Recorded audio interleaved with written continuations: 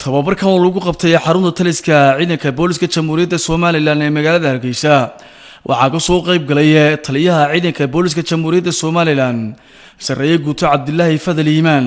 taliyaha madaxweynaha dhinaca amniga Salebaan Cumar Gujooga saraakiisha kala duwan ee ciidamada booliska jamhuuriyadda Soomaaliland mas'uuliyiin ka socotay hay'adda UNDP ciidanka saldhigyada Axmed Macalin Haruun iyo Maxamuud Hebe iyo dadweynaha deegaanadaasi Maxamuud Hebe iyo Axmed Macalin Haruun waxa uu horeynay kulankaasi ka hadlay Salebaan Cumar Gujooga oo la taliyaha madaxweynaha dhinaca amniga waxaana uu xusay oo ku dheeraday qiimaha ay wada shaqayntu ay leedahay waxa weeye wixii ummadda u dana ayaa xaafadana u dana dalkana u dana cid walbana u dana qoyskana u dana bilisku waa qaybta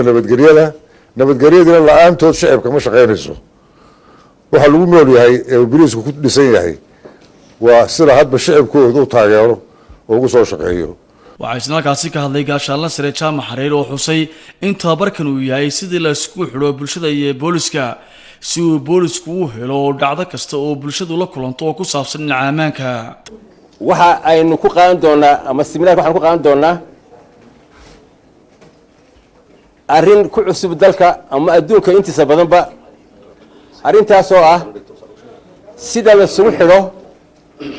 ciidanka booliska oo ah inamada ka yimaada ama ay soo doortaan bulshada ay soo doorato iyo bulshada lafteeda maxaa yeelay waxa aan ogsoonahay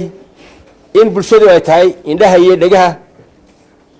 ciidanka booliska taliyaha ciidanka booliska jamhuuriyadda Soomaaliland Cabdullaahi Fadal Iimaan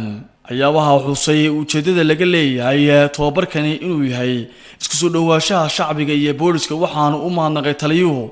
bulshada sida wanaagsan ay ula shaqeeyaan waxaanu taliyaha ciidanka booliska jamhuuriyadda Soomaaliland sidoo kale uu ku booriyay ciidanka booliska Soomaaliland inay dhowraan bulshada una dhagan nugulaadaan warka ay u soo gudbiyaan bulshadu aad iyo aad baan bulshada reer Soomaaliland ugu mahadcelinayaa sida wanaagsan ee ciidanka booliska ula shaqeeyaan macnaha waxa weeye waxa looga dilinayaa tababaradan labadaas saldhig ee hore iyo kuwan imanka iyo qaar kale hadii la yiraahdo qorshaha ku jiraba oo marka dambana gobolada loo faafin doono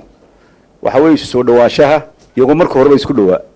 ciidanka booliska iyo dadweynaha taasi waxay saalaysaa in dadweynuhu wixii uu dareemo uu si yar fudud halka booliis ugu dhow ama saldhiga ugu dhow ama rugta u dhow ama hadduu suuqa marayo oranaya askari